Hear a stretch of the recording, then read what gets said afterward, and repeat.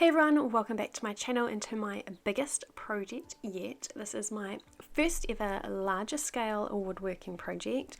Today I'm making a wooden dog crate to better tie in with our home's Hamptons inspired aesthetic rather than having a wire crate in the middle of our living area.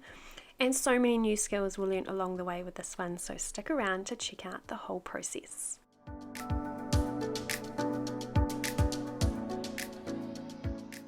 This was something I had been planning for weeks. I'd been pinning these on my Pinterest boards for months, and this was the week to put my plans into action. And these were the plans. They made sense to me anyhow. First up was a trip to Bunnings. Here I'm actually using 42 by 42 mil balusters. Now these are typically the vertical rails you would use around the outside of a deck for safety. Now these do come in pre-cut pieces at Bunnings for around $7 a piece, but if you get them from the trade area where they come in 4 to 5 metre lengths, it works out at about half the price. So then the next step was to measure twice, cut once, following my drawing mock-ups. I actually requested a circular saw for Christmas, which my husband got for me. So this is my new saw, but I'd never actually used one before. So he's giving me a hand and showing me how to use it here for these first few pieces.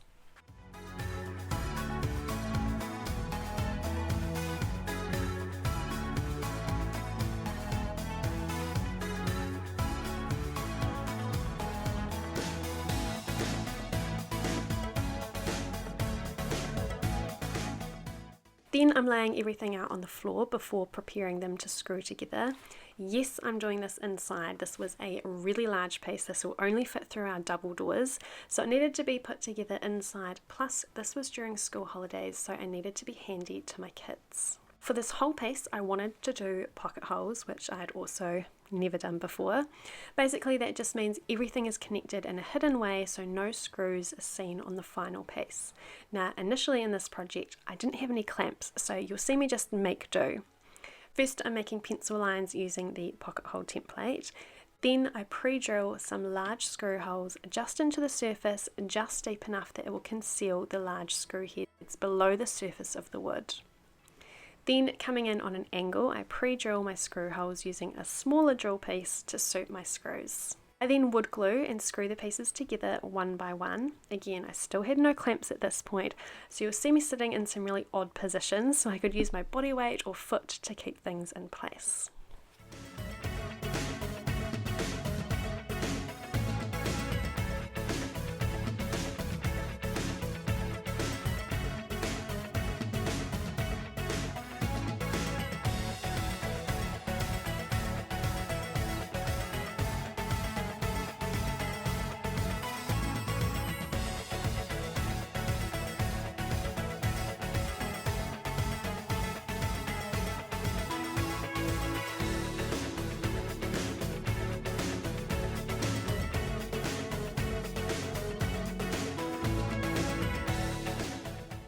I repeat these steps twice to create a front and back piece of the wooden box I'm creating.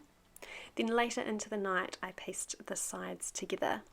Now you'll notice already that no screws or holes can be seen from the front angle. There are some on the floor side, some on the back side of the pieces you see here, and the ones on top of course will be covered when we place the roof pieces on. The next day, the mission was to cut the pieces necessary for the swinging door and an extra support piece through the middle of the box.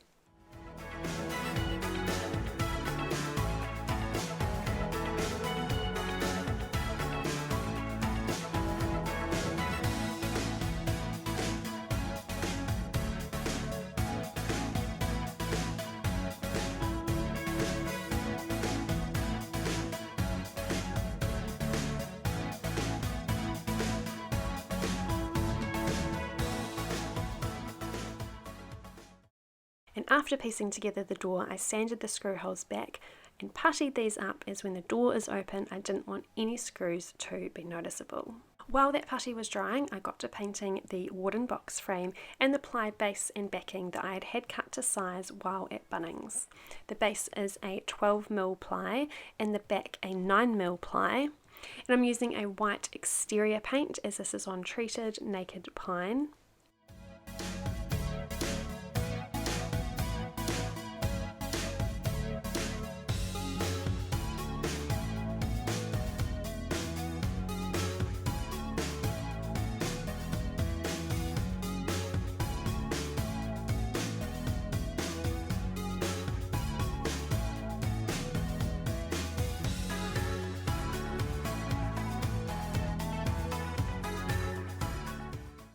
neck and base got screwed on and the putty sanded back on the door so that could get a coat as well.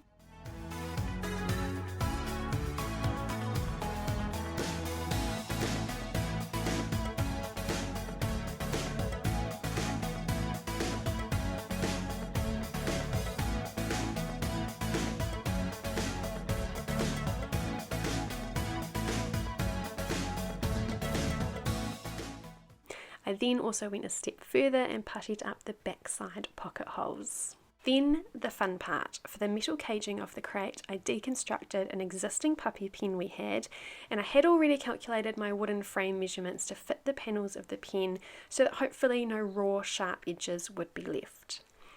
I did need to make some necessary cuts and I used a dremel.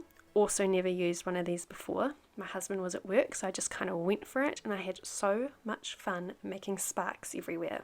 Then I drilled holes in the base of my frame so that the raw ends of the pen panels that were left would sit perfectly and safely in place.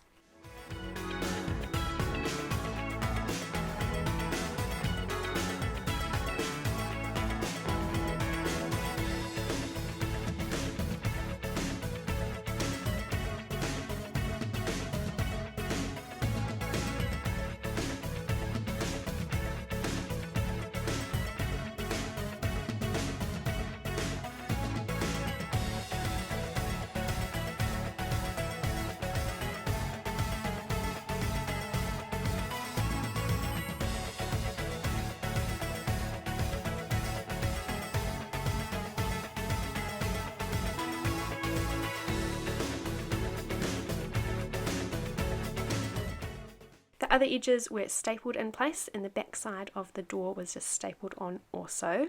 Now just to remind you here that this is for existing crate trained older dogs that won't be pawing or clawing at the crate sides or at the door. So on the inside, next to the door, there was one raw edge of the metal siding, just due to the measurements and the cuts needed, so to fully ensure no dog would be injured enjoying this sleeping space, I screwed a 3cm panel down the entire edge, which encases the sharp edge down the entire length.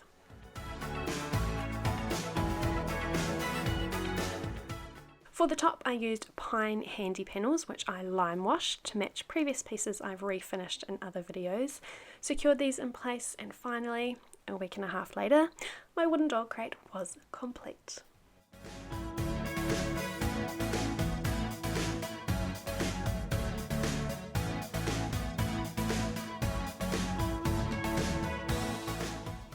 Thanks so much for watching. I'm super proud of this piece and ready to take on some new woodwork with the new skills I've learnt. Be sure to subscribe and to see my other upcoming projects, and I'll see you next video.